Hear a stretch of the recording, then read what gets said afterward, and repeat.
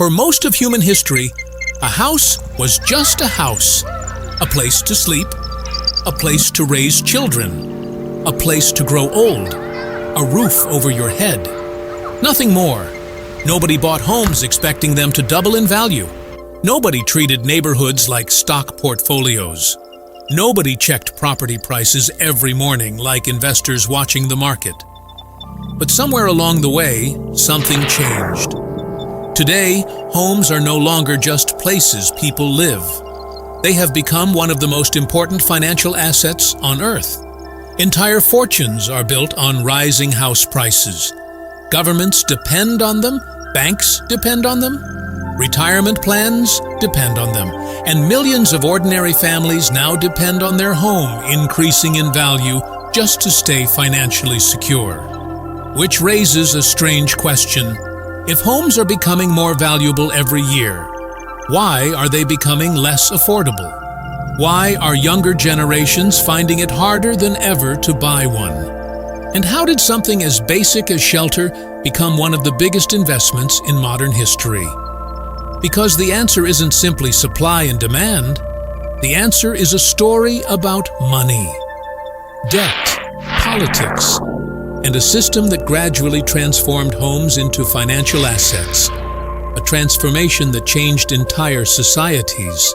And once you see how it happened, you'll never look at the housing market the same way again.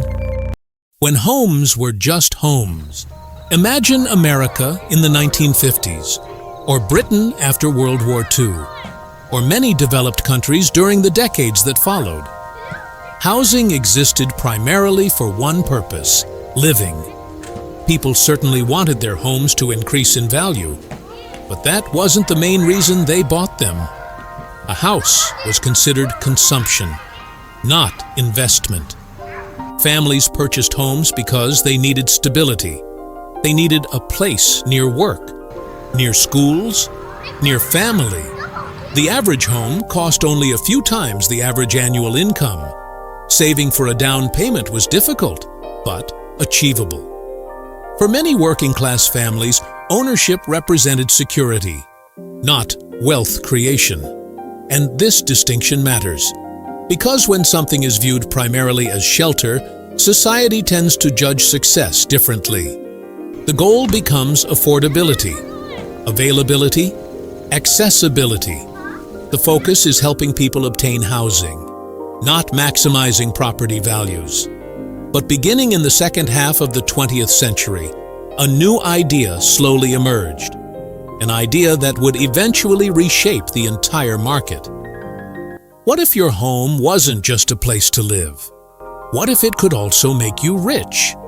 At first, this seemed harmless, but it would eventually change everything. The moment money entered the story, the transformation didn't happen overnight. It happened through debt, specifically mortgage debt. Mortgages existed long before modern housing markets. But after World War II, governments increasingly encouraged home ownership. Banks became willing to lend more. Loan terms became longer. Credit became easier to access. And suddenly, millions of people could afford houses they previously couldn't buy. At first, this looked like a triumph. Home ownership rates surged. Entire suburbs appeared almost overnight. Economic growth accelerated. Politicians celebrated. Banks profited. Families prospered. Everyone seemed to win. But hidden beneath the surface was a powerful new force. The more credit banks created, the more purchasing power entered the housing market. And when more money chases the same amount of housing, prices rise. At first, slowly, then faster, then much faster. The key insight is simple. People don't buy homes based on price. They buy homes based on monthly payments. If banks allow larger loans, people can bid more, which pushes prices higher, which requires even larger loans, which pushes prices higher again. A feedback loop had begun, one that would continue for decades. And housing was no longer just shelter. It was becoming a financial product. Ask yourself, If banks suddenly doubled how much everyone could borrow tomorrow, would houses become more affordable? Or would prices simply rise? Keep that question in mind, because it explains much of what happened next. The Age of Financialization. By the 1980s and 1990s, housing entered a new era, an era economists call financialization. This is when something that once served a practical purpose becomes increasingly treated as a financial asset. Homes weren't unique. Stocks, bonds, commodities, everything was becoming part of a larger financial system. But housing was special because nearly everyone needed it. And unlike stocks, houses could be purchased using enormous amounts of borrowed money. Leverage, a powerful financial tool. Consider two investments. One rises by 10%, the other rises by 10%, but was purchased mostly with borrowed money. The leveraged investment often generates much larger returns.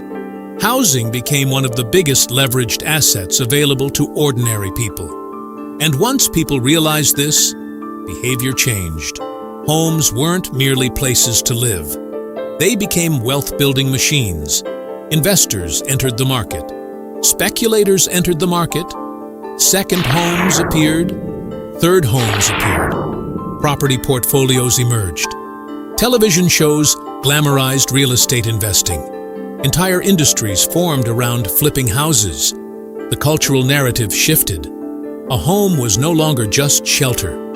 It was an opportunity, and opportunities attract capital. Lots of capital. The crash that changed nothing. Then came 2008. The biggest housing collapse in generations. Home prices crashed. Mortgage markets imploded. Banks failed. Millions lost homes. For a brief moment, it seemed the housing investment era might end. Many believed society would rethink its relationship with housing. Maybe homes would return to being places to live. Maybe affordability would become the priority. But something unexpected happened. The system doubled down. Central banks cut interest rates to historic lows. Governments intervened. Financial institutions stabilized.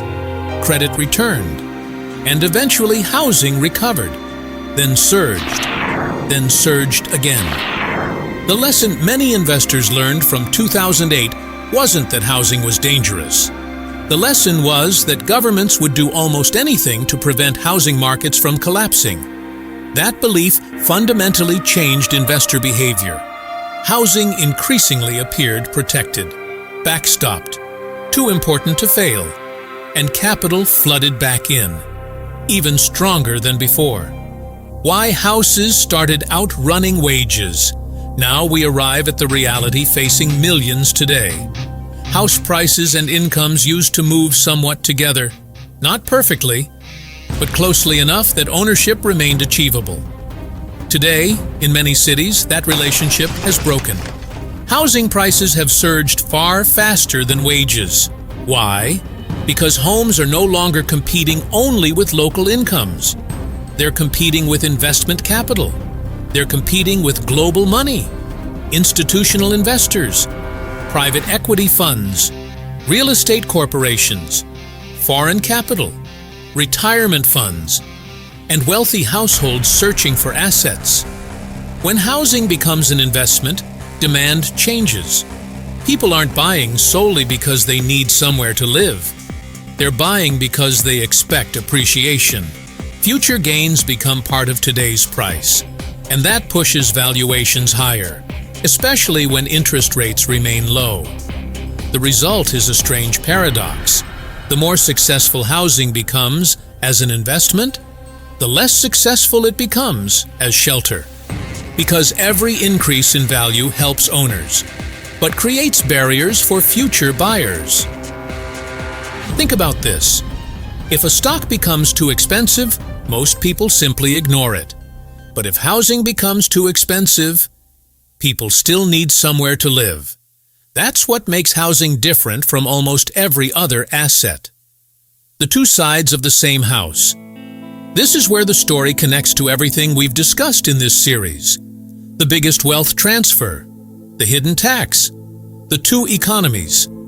Because housing sits at the center of all of them. For owners, rising house prices often feel like success. Their net worth grows, their equity grows, their financial security improves. For non-owners, the same process often feels very different. The goalpost keeps moving. Down payments grow larger. Mortgage payments rise. The dream moves further away. And gradually, society splits into two groups. Those who already own assets, and those trying to buy them. The same housing market can create wealth for one group while creating obstacles for another. Neither side is necessarily wrong. They're simply experiencing different realities. Two economies living side by side, one benefiting from asset inflation, the other struggling to catch up, and housing may be the clearest example of that divide. Final thought. Homes did not become investments because of a single law, or a single politician, or a single economic event. They became investments because of decades of incentives, decades of credit expansion, decades of financial innovation, decades of rising asset prices.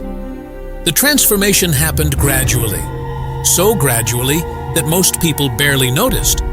But the consequences are now impossible to ignore.